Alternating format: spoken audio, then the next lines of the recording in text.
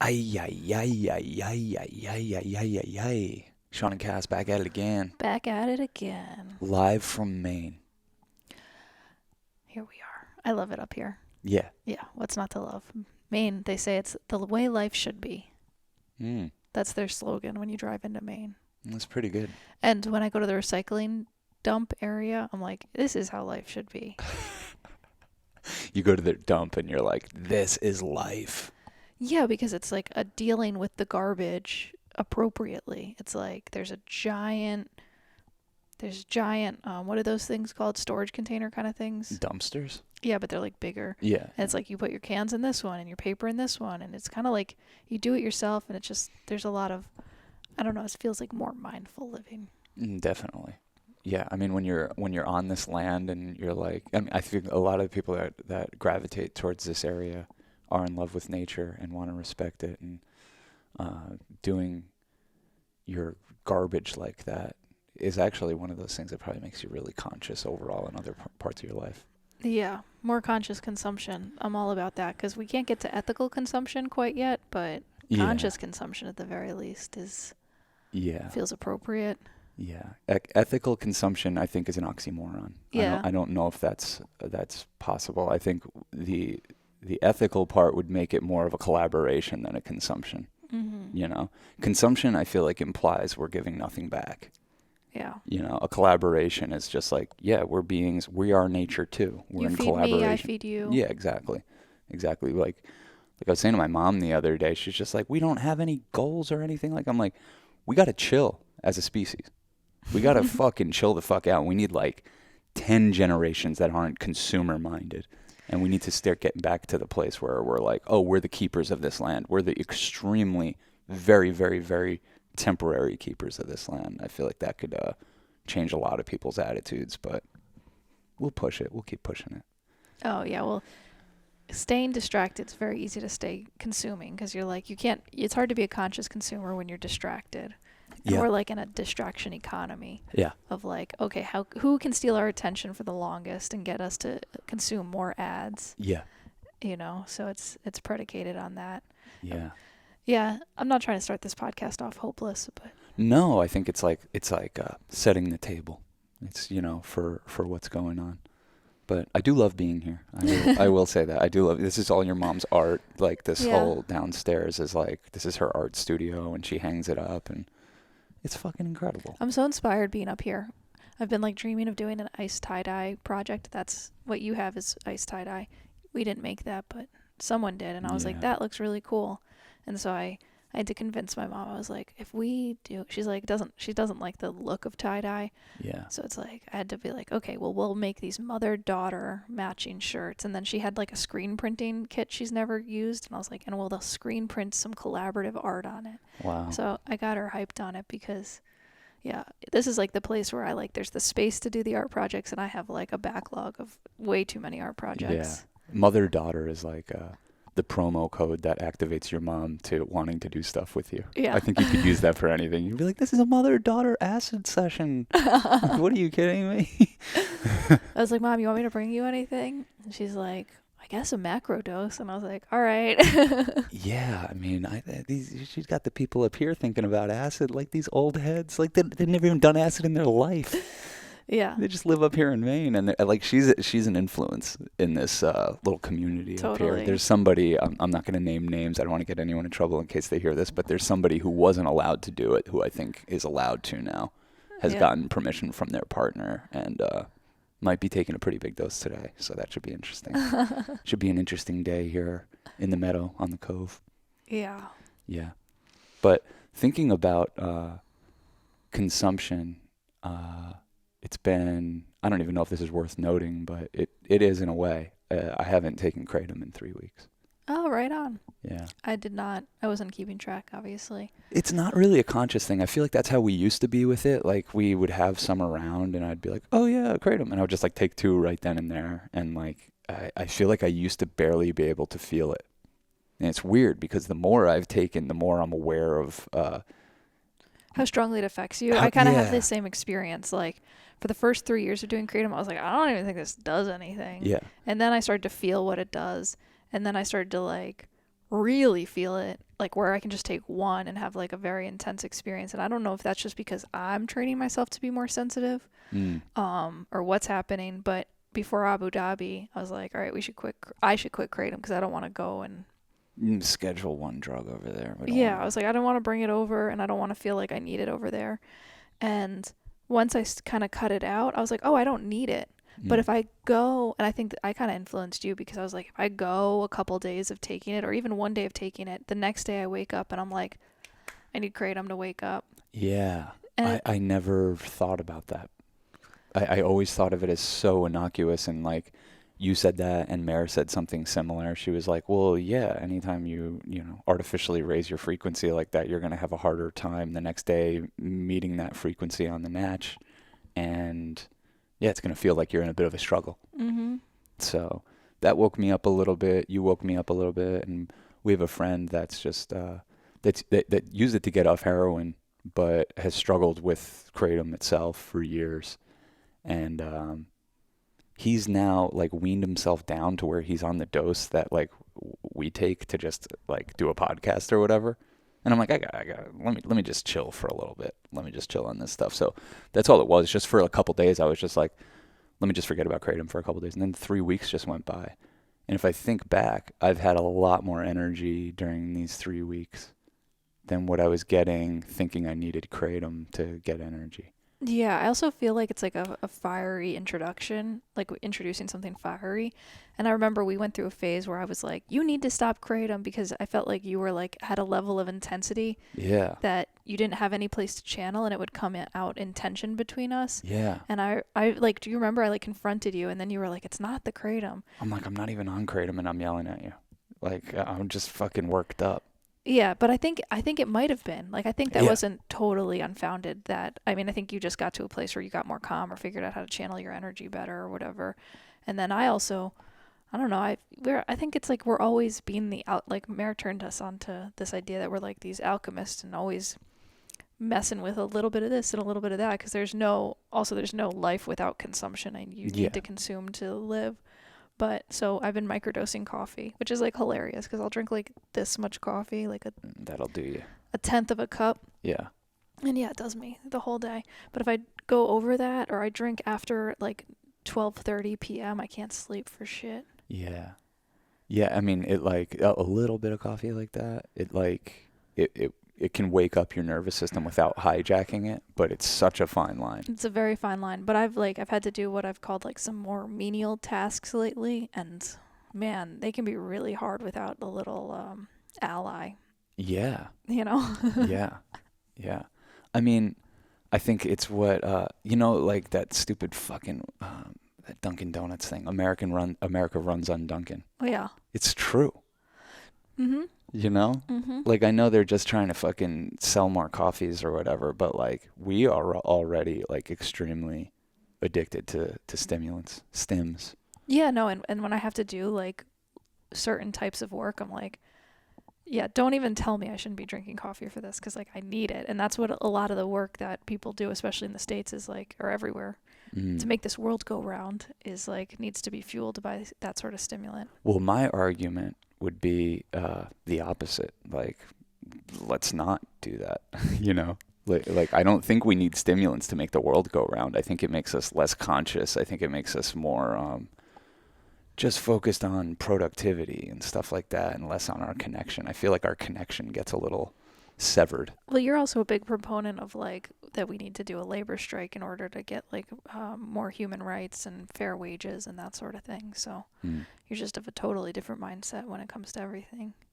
Yeah, I guess, but I don't know. It seems radical, but then you like in a one-on-one conversation, most people would agree with me. You know what I mean?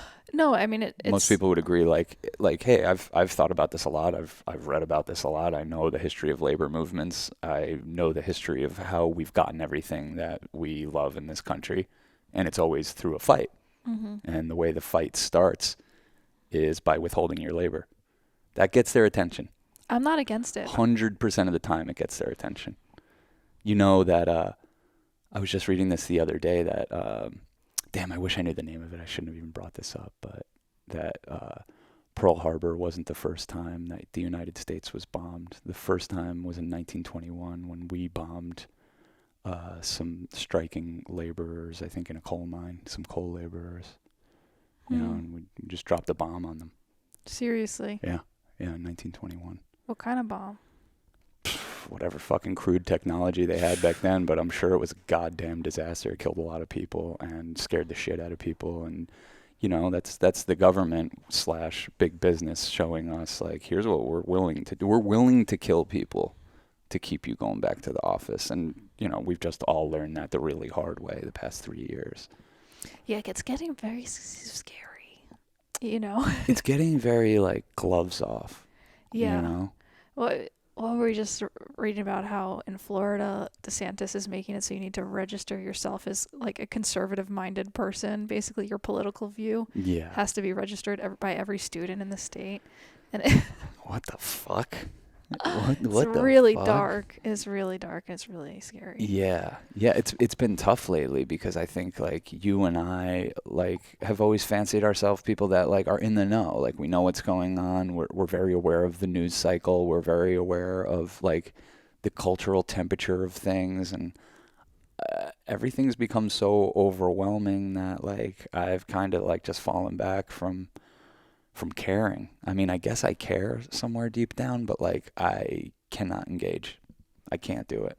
Well, I think I think it's like this period of adjustment where the ways you used to engage, you realize weren't very effective, so you're not really interested in engaging in that way, whether it's like yelling at an ant on Facebook or whatever it is. Yeah, exactly. Or like, so it's like, okay, I want to tend to the garden I can touch, and that's where like I'm inspired to like let the women in my life know, like, okay, I at least have connections to people who could help you if you're like in a position where you are having an unwanted pregnancy or something like that. Like, how do I like grassroots kind of connect and create the universe that I think that we deserve to live in? But yeah, I know what you mean as far as like there's certain where you're just like, it also moves so fast, like devastating news cycle after devastating news cycle. And when you don't feel like anything you can do really makes a difference, it's can be a little discouraging. It's a lot discouraging. I mean, I just opened up Reddit and I sorted by like top stories past month. And one of the top ones is like, if Roe v. Wade gets overturned, the women of this country are talking about doing a labor strike. That was 3 weeks ago. Yeah. Nothing. You know what I mean? Like, just nothing, because we're so goddamn divided. And honestly, like what I was trying to say before, so overstimulated. It's hard to get out of like that certain thing we do every day. It's hard to get off our hamster wheel. Oh my God. Well, especially for me, but I like being up here, I was like, I'm going to delete Instagram. I downloaded it again to look at a recipe and I was like sucked right back in, because it's like, it's just the format is like perfectly programmed to me and what I want to like consume, and the little videos and this and the color and everything. But having a little break from it has been really nice, because I find myself picking up a book that's in my Kindle, and I don't know, there's just, I feel like it kind of is crazy. I feel like I've been talking about the addiction to Instagram for like 5 years. It's just so real, but this is kind of like how you navigate life, is like monitoring your inputs and outputs, and but I'll say I feel great. I love it. I love having a little spaciousness to kind of, it's kind of nice for us to have a little space when we're up here, because you and I sleep in separate bedrooms, and that's kind of it. How have you been liking that? I dig it. I think it shouldn't always be the case, but I think for any relationship like ours, where like it's been a long relationship and it's going to be a long relationship, like take the opportunities to have some sovereignty over the way you sleep for a few nights here and there. I don't know. Or like how you hang out, because I've been hanging out with my mom a lot, and you've been kind of doing your own thing. And yeah. It's kind of nice. It's kind of like we're going on vacation together. Yeah. But separately. Do you know what I mean? Like you are going by your own routine of like running. And Yeah. I'm really good here, and it's interesting doing this without like, normally when we're up here, I'm like, cool, I'm running every day. There's like this 6 mile run I do every morning. And but I'll get up and I'll meditate, and then I'll take kratom, and once the kratom hits me, I go for it. And now since I'm not doing that, I'm seeing what it's like. And it's very interesting. It's very interesting. It's a battle. It really is. It's such a fucking battle. Like the mental battle of running when your body's kind of like, A little tired and just a little like, I don't know. I'm up here, like I'm in the mode. I just want to relax. Like I love that no one's asking me for anything, and like I don't owe anything to anyone or anything like that. It's just it's really cool. It's a small window of time when it's like that for us. So I want to take advantage. My body's like, just rest. What are you doing? Don't get out there. But my mental health suffers, and I'm a little bit more on edge when I don't just get that energy out right in the morning. And it is like a fucking cup of coffee.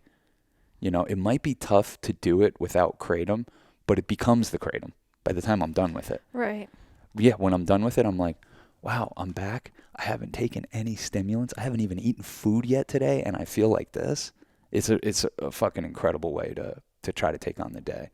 And I have a much better day like that. And you know, our friend who was and is kind of struggles with kratom, we're like, what does it do? Like, why is it bad? Like, you know what I mean? Because I feel like you and I have just like edged with it a little bit for so long that we're like, I don't even, I need someone It felt like such a positive ally for so long. Like I think in a lot of ways it is. it helped us be more like take it in the evening and before you go out, and like you're more social and it's easier to like mix it up, and then you look back in the evening, you don't really know that something happened, but you're just like, I had a great night. And for people who don't drink alcohol, like, oh my God, it was such a blessing. Yeah. But our buddy was saying, I thought it was really astute for him to even notice this, being so deep in an addiction, is like he didn't have access to his joy. And that really got me, you know, just hearing somebody say that and just being like, wait, there could be adjustments made to my life right now that could get me more access to my joy.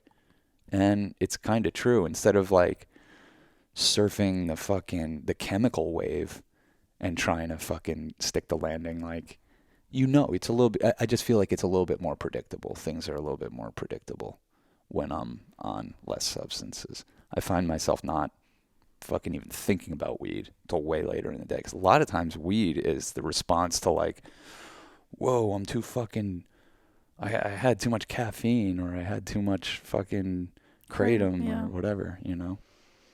But I think, you know, all the things we're talking about, I think Instagram is a stimulant. Nicotine is a stimulant. I feel like Instagram and social media is the new nicotine. Yeah, it's like it's like empty. It's a little something to do. Yeah, but it's like empty because you don't really get any further the more time. Like if you read a book, there's like a knowledge you've acquired. Yeah. You know, it like is affecting your cranium, but like Instagram, it doesn't feel like that as much. It just feels like, whoa, where did the last hour go? Yeah. I mean, it's kind of like a cigarette. You're like, yeah, that was cool while I was doing it, and now it's wearing off, and I feel like I need to do it again. That's exactly what it's like. And I feel like videos and pictures from this era will be like videos and pictures from like the 50s and 60s. We look back on, everybody has like a drink and a smoke. We're going to look back at this era and be like, oh, whoa, people were just fucking texting all the time and like addicted to their devices. Like, wow, we really got caught up in the novelty of seeing other people's pictures.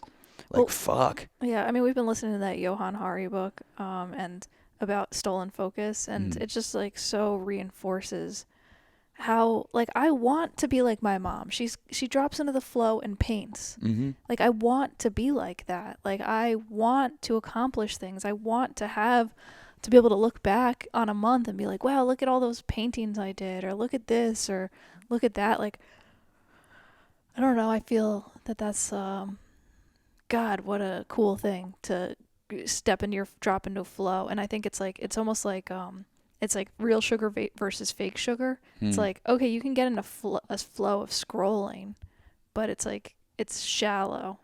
Yeah. And there's like a deeper level, because it is sort of like a meditation. You don't have to think too much. You're just kind of going through it, but it's like empty calories or something. Yeah. Well, your mom's very inspiring, because like we saw her just fucking hit the ground running from retirement into like saying, cool, I'm going to move to Maine and become an artist. Like, it's so inspiring to like now she's done it. She's doing it. Like, she's in the flow of being an artist. And she's very fortunate that she doesn't have to worry about content creation or selling her art or anything like that. It's kind of a It's true artistry. Like, yeah. she just really, really thinks about what inspires her and does her best to bring it into this reality. And it's so cool. And the reason I bring it up is because, like, I get worried about my mom. You know what I mean? She's headed towards retirement, and, like, I don't think she has something like that, really. You know? She reads. She has a lot of interest. She does. She does have interest, and she does read and stuff. But yeah. But like her biggest hobby has been like kind of emptying out the house. Like she hasn't been a hoarder. Like I think we all hoard throughout life, but she's really done the process of like not having so much stuff. Like she knows where everything is, and like organization is its own art, I think. For sure. Like, yeah, she's in constant like nesting mode and purging stuff and getting stuff to replace the stuff she purged and organizing it in different ways. But the majority of her life is spent like working and thinking about work and contacting work and getting ready for work and all this stuff. And once you're out of that, and she's going to be retired, I think probably pretty soon. Once you're out of that, like, that's a big energy to replace.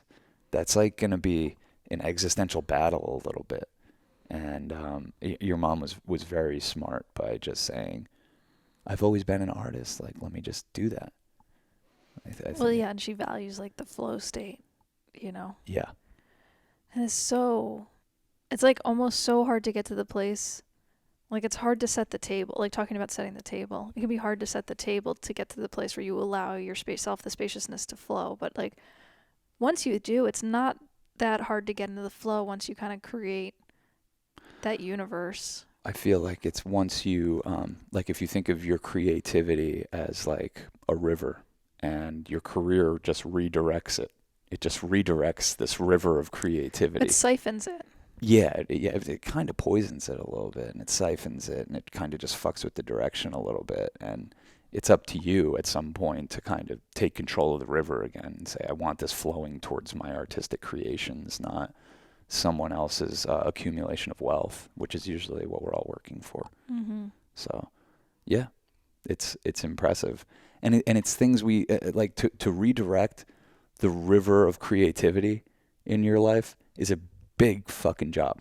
It's a big ontaking. It's a lifelong ontaking. It's a lifelong ontaking, yeah, because all that distraction, all those things is keeping it in that old way, you know. Yeah, I just think about the life I want, and I want to have a creative life and creative days surrounded by creative people. And we visited our friend Forrest recently, and he had some friends like our friend James, and met these other artists, and they like paint these big paintings, and I'm like so inspired by them. Yeah. And that's like where they focus their intention, and it's like looking at art and changing their focus, and I'm like, God damn, that's so cool. It's awesome. I also see what fuels it too, because I was their age once. They're like 27, 28 years old, and like that's when I was really like I had that razzle dazzle about me and my art, because I was like, I'm gonna crush everybody around me, like that capitalist competition mindset of like approaching art like that. But if I didn't, I don't think I would have ever been noticed. You know what I mean? Like, you saw how I was at the beginning of my career. You know, I was more like them. I was just like a little bit more loud about it. And it was cute. It got me recognition and everything. But now I feast off of it when I'm around other people that are in that place. You know, we went over to Forrest, and he has all these paintings going, and he's got a whole music room, and he's giving tattoos, and like other artists are coming and going. And I'm like, all right, I feel what's going on here. I'm way into it. Yeah. Yeah, we jammed out with them. I barely know how to play music, and I was jamming out You with got them. in there? Yeah. Yeah. You got to get in there. We got to tap you into your music. Yeah, we'll see. I feel like if I can like bring my iPad and draw or something concurrently, that's perfect for me. Yeah, you've been pretty good about that. You've been pretty good about just overall like approaching every day this summer like it's the last summer of our life, and we've been waiting our whole life for it. Yeah. That's kind of how it's felt.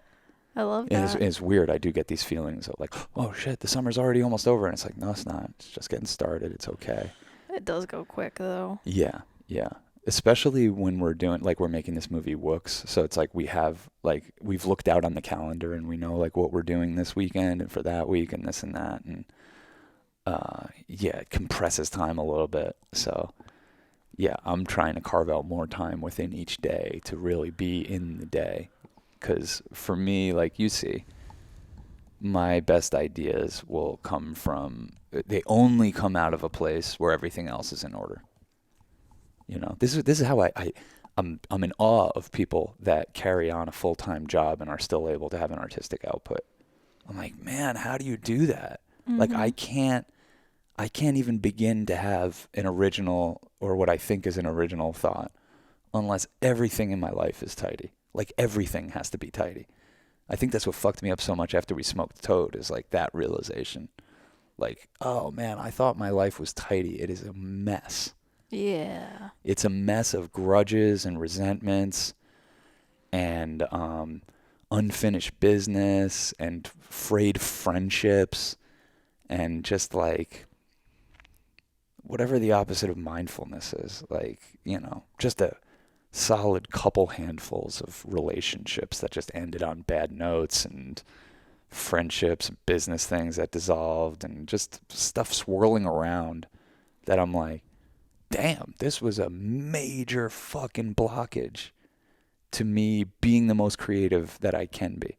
Like, I'm pretty good about getting something out there all the time. We'll always put a podcast or a Church of Chill or a film out or something, but I want them to be the best. I really want them to be a reflection of me at my highest place artistically. It's hard to do that with messiness in your life. Yeah. Does that make sense? Yeah, no, definitely. Like, I can't. I mean, I think the messiness like exists on so many different planes, because it's like, okay, yeah, you got to clean your room, but then you got to also make sure that like you don't have, like you're saying, the unfinished business, the resentments, the things that are going unsaid but might be being miscommunicated or something Yeah. like that. Yeah. And making sure that you're straight. Yeah. I think what I mean by that is like you're living in alignment. Like, you're not bullshitting yourself or other people about who you are or what you're about or what you want things to be about, or something that hurt your feelings, or if you hurt someone else's feelings, Yeah. because then there's like this unclear channel, I guess is the best way to put There's it. just static coming on the frequency, and you know, you're like, God, I can't even hear my idea, which the way I see time, it already exists. You know, I just need to catch a snapshot, quick little focused image of it so I can bring it down. Mm-hmm. But I can't when things are a mess or feel a little bit messy. You know, it's weird. Yeah, I think it's like that's also particular to you for sure, because I Yeah. think some people thrive in the messiness. Like, the chaos is their art, and the lack of judgment that they can have around the chaos, and the ability to create amidst what might be to you like a total mess, but to them Yeah. it like kind of is a fueling Yeah. energy. Yeah, totally. I mean, in a way, I do thrive in the chaos because I'll orchestrate a bunch of fucking chaos and fucking get all the dust and dirt and fucking muck everything up so much that I have a mess to clean up, and then I can do the work that I think is more pure, you know? Yeah. Well, I think, yeah, I love going to bed with a little bit of mess, because I feel like if I wake up in the morning, the first thing I do is organize that mess. Yeah, It's you like didn't really feel like you did something. I really already did something, but like not, but it's like I got on a track that I can keep doing things. It's not like, oh, I'm already exhausted. It's like, okay, I'm on the up and taking care of business track today. Yeah.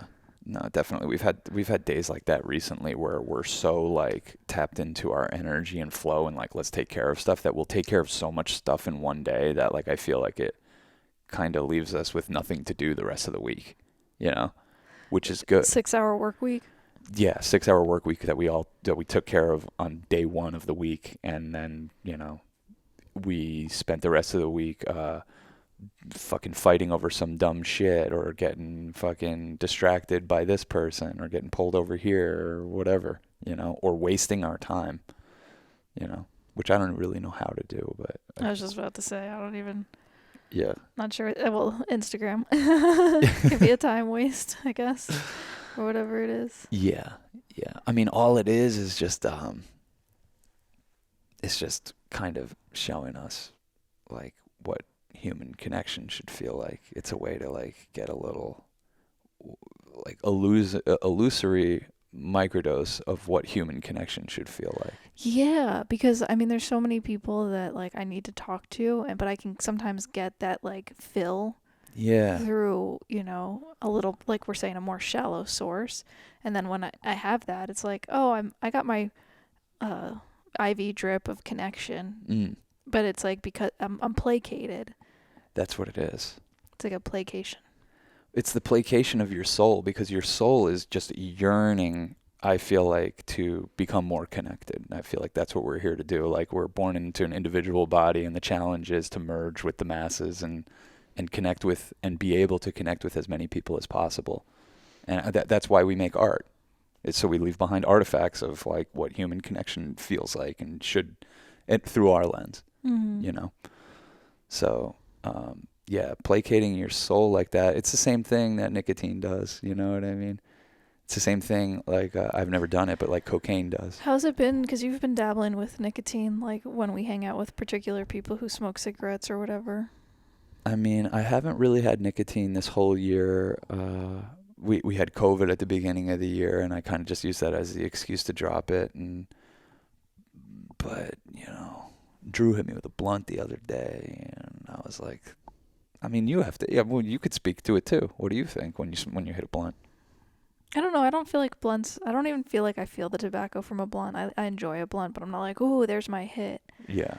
The weed overpowers it for me, but I don't know. I like a spliff is nice once in a while, but what I really miss and crave are the nicotine salts. Yeah, I know. Like I could think about that even right now. Like when I don't think about them, I don't miss them. Mm-hmm. But anytime that we talk about nicotine and I think about how a nicotine salt would make me feel, I always think, oh, I would love to have one right now. So, but okay, could this work? Just offer yourself that feeling. The nicotine Just feeling. offer yourself, like, what is that feeling? Like a little buzzed, a little I don't give a fuck. Grounded. Like I clearly don't give a fuck. I put a thing that is making my gum line recede in my mouth. I clearly don't give a fuck. Well, so I do give a fuck because I won't nice do about it since I started thinking about that. No, but like I'm saying that's one of the feelings it offers you. Not for me, because as soon as I had that feeling of like fuck it, my gum lines are receding, I did not touch one of those things again. I was like, I'm good. Yeah. But it does offer me. Let me see if I can tap into it. It's like a heaviness. It's like a weighted blanket. You know. Yeah.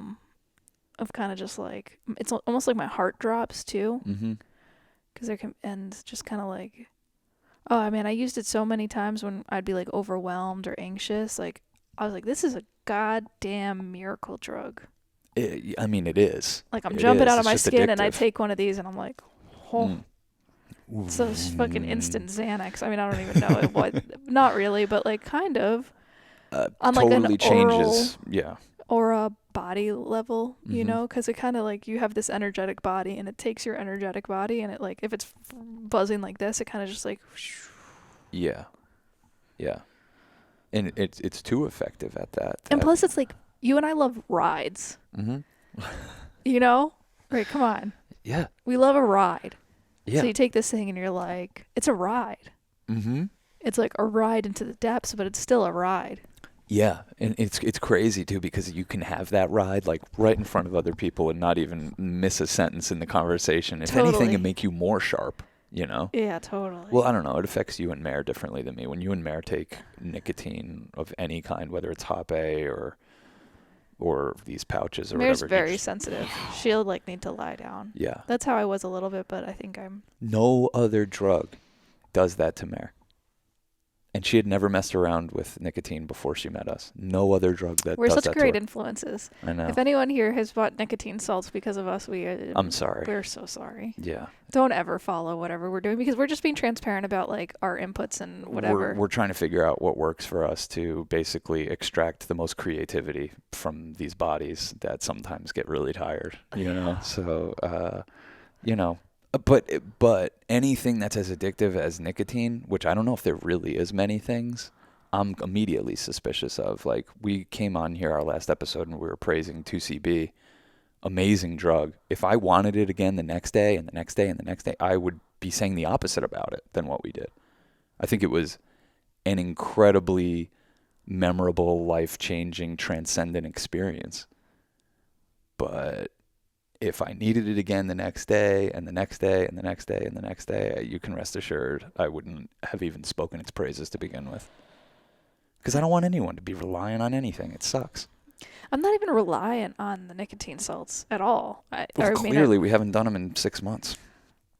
But your mom would say, like, how she's like, hasn't smoked a cigarette in probably 40 years or whatever. She hasn't smoked a cigarette since before she was pregnant with me.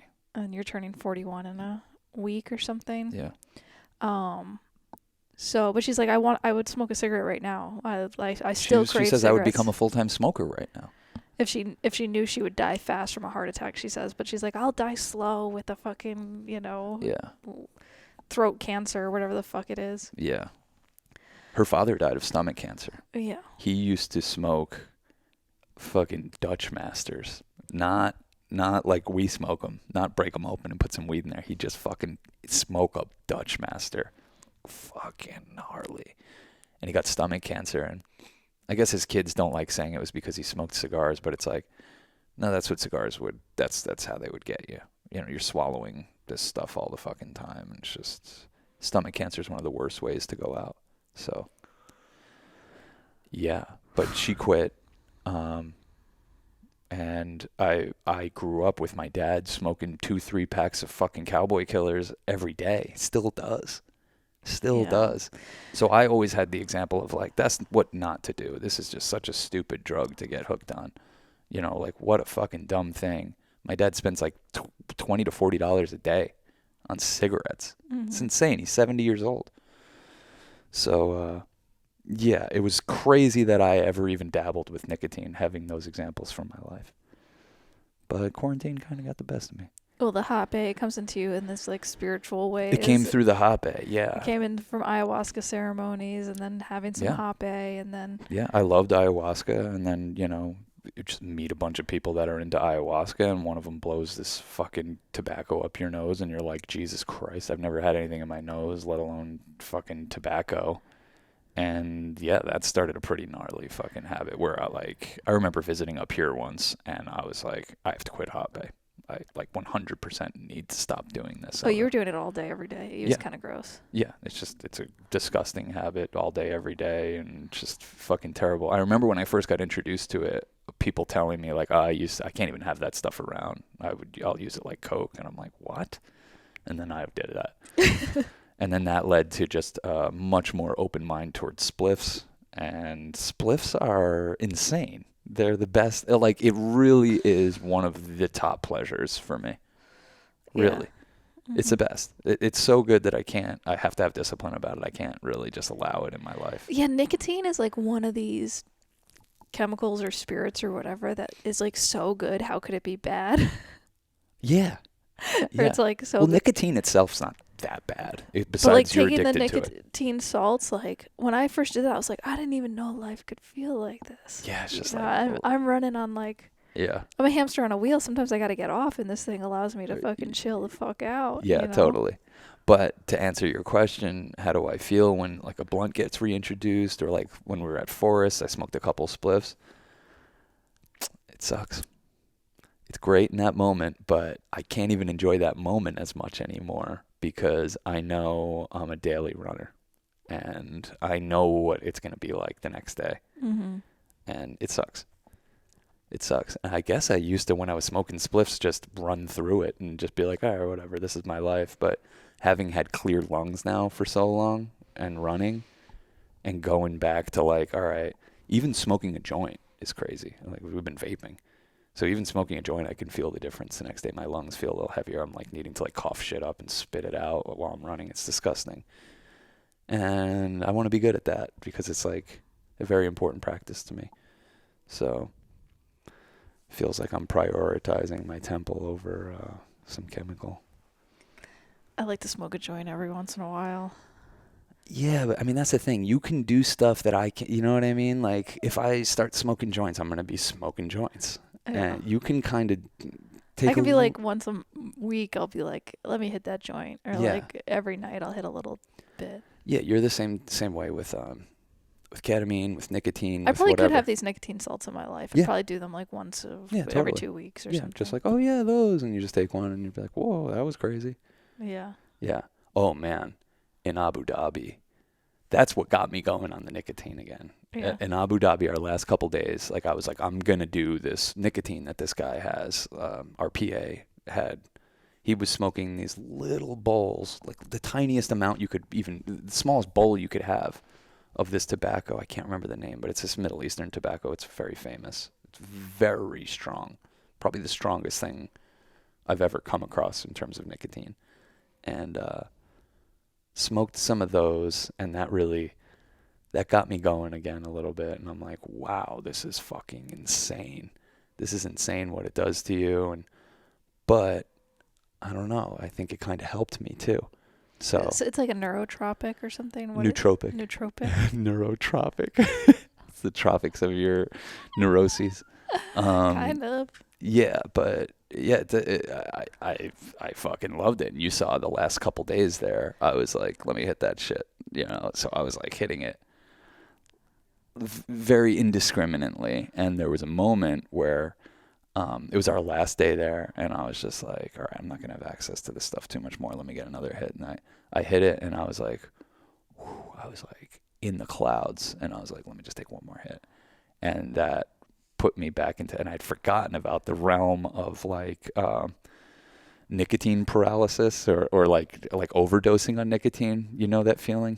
Yeah. Are you know what I'm talking Well, you about? can get them from a 6 nicotine salt. Yeah, you're just like, yeah, you're like, oh, your stomach starts hurting a little bit, and the cold sweats start happening, and you can try to ignore those, and then your mouth starts watering, and then it's just like, oh, I feel like I'm gonna pass out. Like, oh no, we're stuck in traffic while this is I happening need to to me. use the bathroom. I need to use the bathroom right now. I'm probably gonna puke too, and I'm destroying my whole outfit with just cold sweats. This was happening to me in Abu Dhabi while we're driving around, and like everyone else is holding a normal conversation. I'm like turning up the AC and putting the fans towards me and shit, like just fucking totally losing my mind. And then we got to our destination, and like everyone else is acting normal, and I'm like sitting there like, holy fuck, please, oh my God, please, please, please let this pass.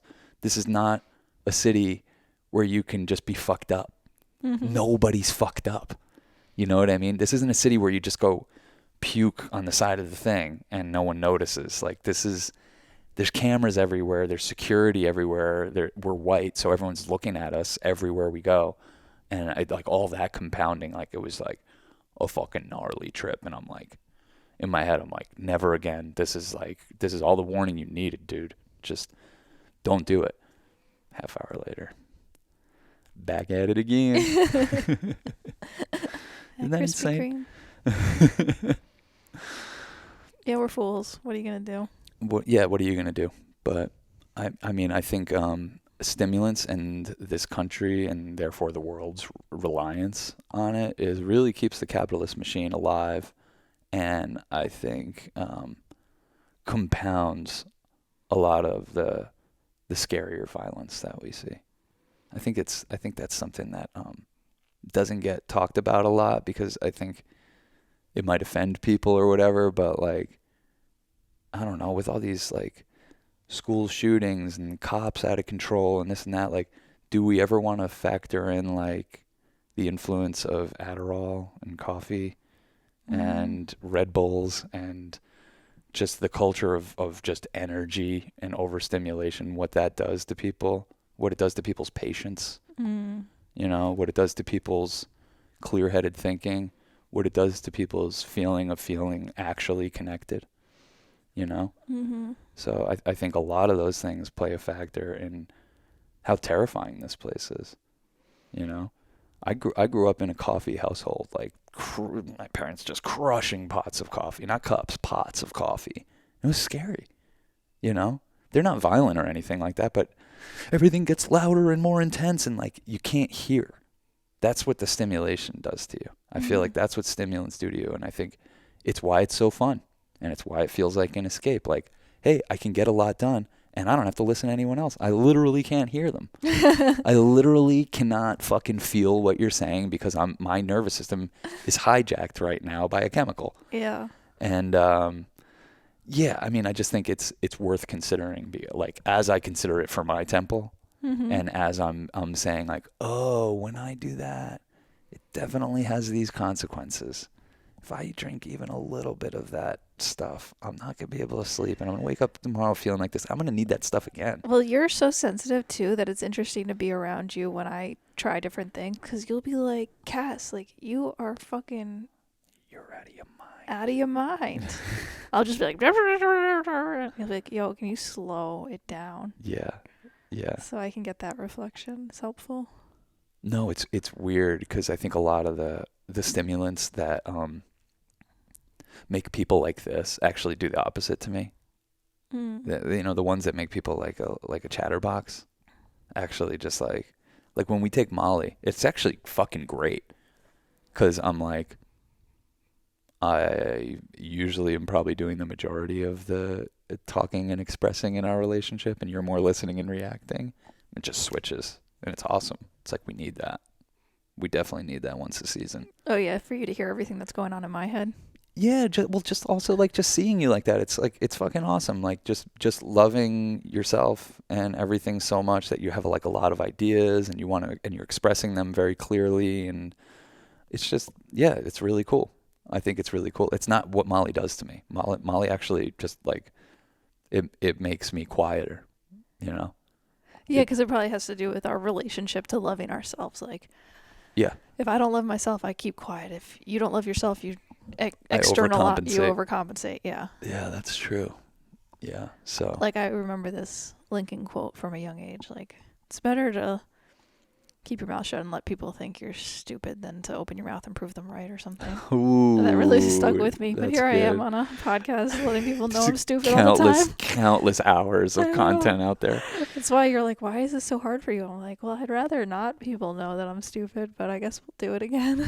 Yeah, but there is something nice about just, being the person who's just like, whatever. I don't fucking care. I'm going to get on here and I'm going to talk. It's going to be a little diary entry. And we say a prayer every time that hopefully this reaches and helps somebody in some way. At least we're in it together. Yeah. Well, I think... It's weird life. I just watched really inspiring... I don't even know if I could recommend this to everyone, but there's this thing someone posted on our Discord called The Show About the Show. And it's this filmmaker, Kaveh. I can't remember his last name.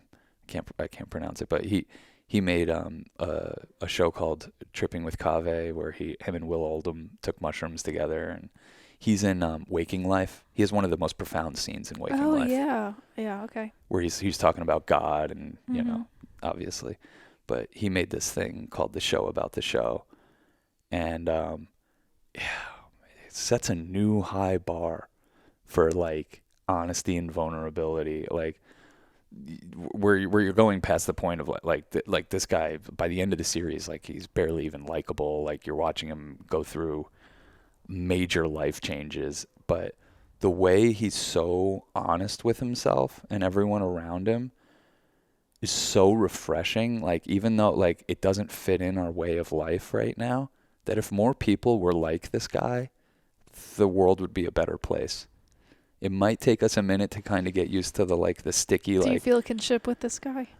No, in a weird way. Like I think we do a lot of the same. I think people would compare us. I think people could compare us, but he's more of a like self-trolling, like I don't know, the self-deprecating. Like he's in his movies, and they're about his neuroses, and it's like I would compare him more to our boy John Wilson. Like I think he had a big influence on John Wilson. I think this show in particular had a big influence on John Wilson, and he's the man. But he's so brutally honest with himself and the people around him that it's like it's new territory in cringe, like really, and but there's something so fucking refreshing about it. And you think about that attitude applied across the board, it would really, I think, move the needle a little bit.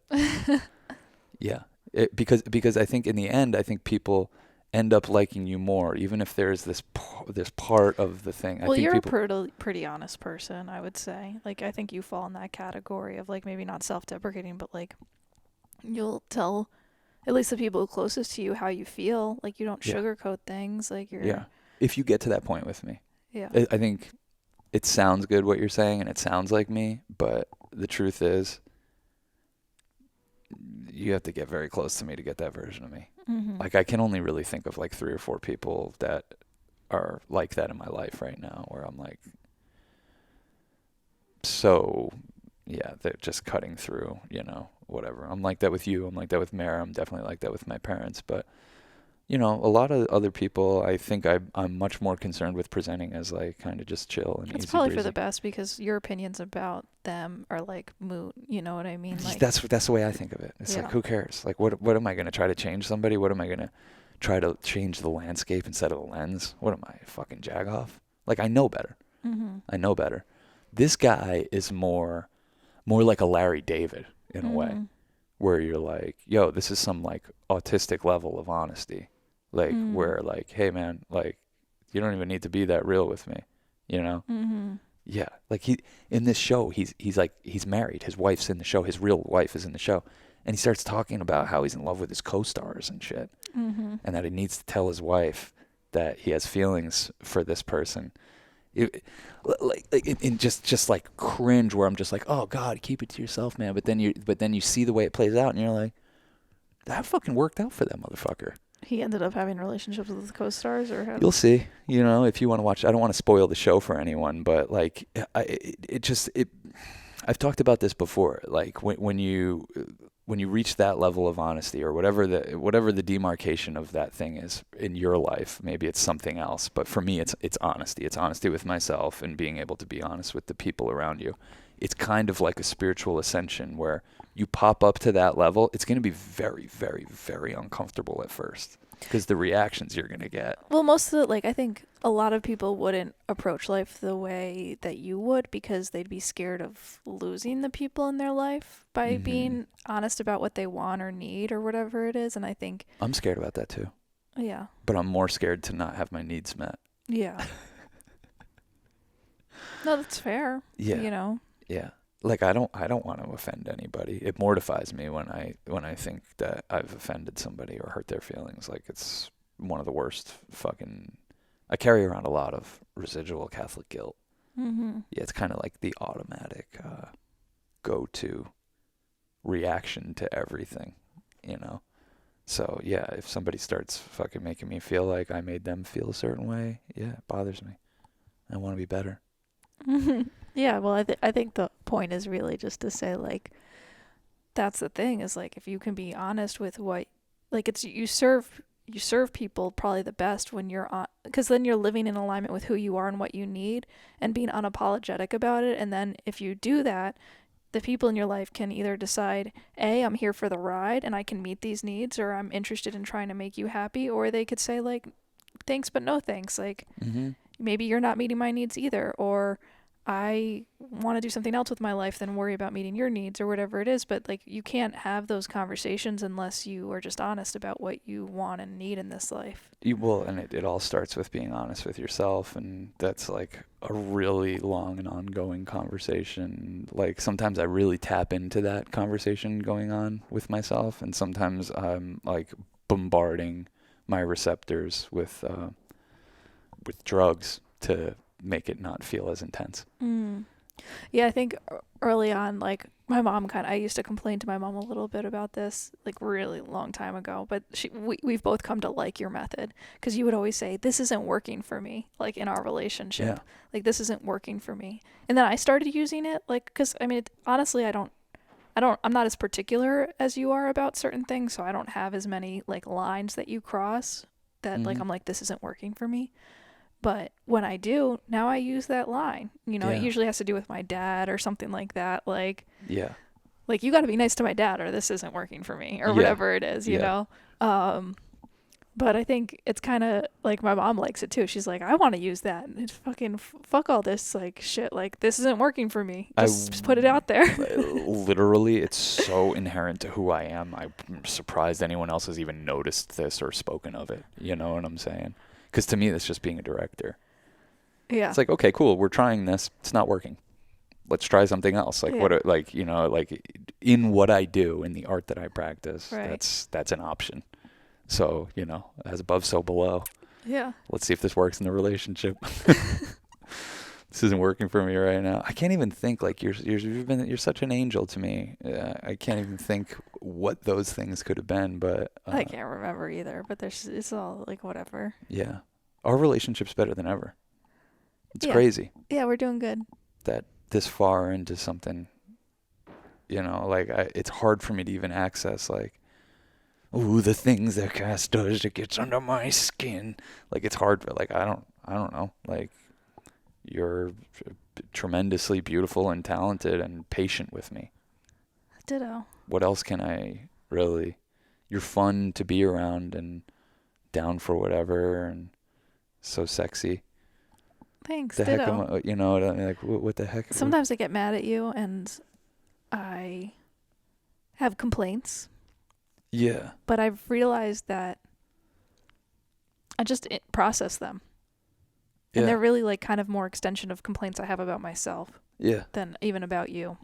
That's always the case with me. And it's like I keep thinking like I just need to tell someone how much I haven't thought this recently, but like I need a therapist so I could just talk about, because I don't want to talk to Mare about you because I don't want to give her, like, she has her own relationship with you. She loves me. And she loves We're you. like in the first 2 years of this thing. Yeah, and I don't want to like, and you want to know. And I've definitely done my fair share of that, as you've done your fair share of talking shit about me to her. Yeah, of course.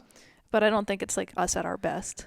It's not us at our best, but it's also not us at our worst, because I think we could both really have run with that. Like, oh, we have another person here now. Let's fucking unload on them. I think. Let's make our case. It's always been petty things, like in the moment. Like, you see what Cass does? Yeah. Like it's just always something like that. It's not like, here's the story of Cass and why she sucks. Like, I couldn't even begin to conjure that. Yeah, but things just like, energy just moves. Like, life moves so quickly that, like, the less I concern myself with you and what you're doing, and the more I concern myself with what I'm doing, like, the happier my life is. Yeah. Like, my life is not happy when I think that you need to change, or if only you would be this way, exactly. or if only, like, I don't care. Like, I love you, and I want you to do great, but, like, what you want to say or do to me or whatever it is, it's like, it's whatever. You know what I mean? Yeah. I've like realized I love you so much that I'm in this and we're going to go through this thing. That these periods of like, with things being tougher or whatever, is like the way out. I can convince myself it's like, it's you, know?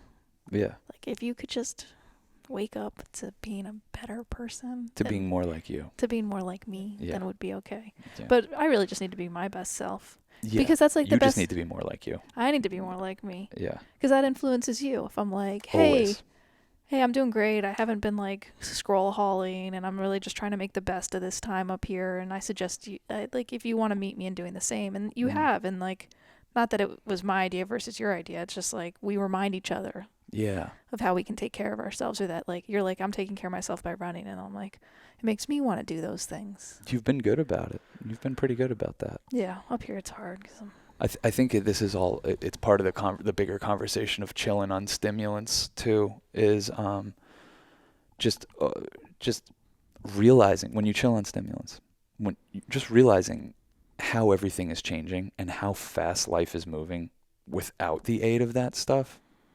It becomes harder to pick it back up, I think. Mm-hmm. You know what I mean? Because I'm just like... I know, I want to like slow down time. Exactly. That's why I love weed. And that's why I think a lot of people don't understand us, because we don't come up to Maine and are like, we want to do this, this, and this, and then we got to see this. And we're like, we're in a really beautiful place. Let's like slow down and enjoy it. Let's slow it down. Like I could sit in that room up there and just watch the sun go down all day. I love it. I'm totally fine. It's like... It's totally cool. And, I think of stuff like this as like, And I need this in within every week of my life, probably within every day. And this is what meditation is about. But like, kind of like a fermentation period. Like I need to go away and get magic and, you know, accumulate my magic and my powers and everything, so I have something to offer to the world. Yeah. You know, and I think sometimes, not sometimes, a lot of times what we do is we try to keep up with the speed of life, or the speed of our social circles, or the speed of what we perceive as going on Instagram, and we get into these mindsets of just like, it's not enough, it's not enough, it's not enough, and that's where stimulants come in and really fucking save the day sometimes. But if you put them on hold for a second and you take sovereignty over your fucking nervous system again, you realize like the magic that you possess within each day to do what you're saying, to slow things down or speed them up, you know? Yeah, to like enjoy the process, or just like, okay, we're going to make a beautiful meal. It's going to be delicious, and it's going to be colorful, and we're going to enjoy the food, and we're going to sit down next to each other, and we're going to say a prayer. Enjoy every moment of the making of this, and the presentation, and the eating of it, and the cleaning up, and all of that. And that's like where the value of the tidiness comes, because when your space is tidy, you can enjoy your space. You're not thinking like, oh, that's gross, or it's not distracting. Yeah. That's gross. Yeah. I feel like this just went by so quick. Great. So do you want to do another one? You want to get on the Patreon? Sure. That'd be really fun. Okay. Then we get a little bit looser, talk to our real friends. Okay. Let's see what happens over there. We'll see what happens over there. But we're Sean and Cass. It's the Very A podcast. If you want to join us for more, and there's a lot of cool stuff on there too, patreon.com/churchofchill. It really means the world to us. We're artists. We're putting out free content all the time. All of our art is free. And one of the best ways you could show your appreciation and show us that you want us to keep doing it is to help us out and sign up for our Patreon, patreon.com/churchofchill. We'll keep the music flowing on there and the good vibes, bonus podcasts, all kinds of shit. Awesome. And I'm going to shout out Mare's readings. Go to the podcast before this that we did with Mare, and in the description, there's a way to get an astrological chart reading done with her.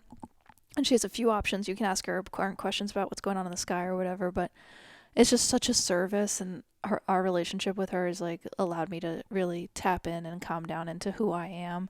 And that's knowledge that she's really good at deciphering and sharing. Yeah. So it's good as a gift or for yourself. I highly recommend. It's one of those things like Mare must have just had a coming to Jesus moment with wanting to do this. The whole time I've known her, I've known this was her part of her destiny. Mm-hmm. You know, like she was a tattooer, and now she's a musician, and she's so good at music that it's like, yeah, she's pursuing that. She's so good at this other thing too that she was always kind of like, oh, whatever. And now she's open to doing readings, and I don't know how long she's going to be open to doing readings, but get one while you can. Knowing her, I would jump on this while she's offering it. Yeah. Because she's kind of like us. She chases the muse, and that muse could shift, so. Yeah, and it's just very helpful. I was someone that didn't even ever think twice about astrology. If anything, I didn't believe in it, and I did a reading a few years ago that's been like the guidepost for my life, really. It taught me so much about myself in a 2-hour little conversation with somebody, more than any therapist ever could offer. So, check out Mare's readings and check out her music. That's our girl. Yeah. Yeah. And, once again, we're Sean and Cass, Very A podcast, patreon.com/churchofchill. Peace, love, and magic. Thanks for joining us.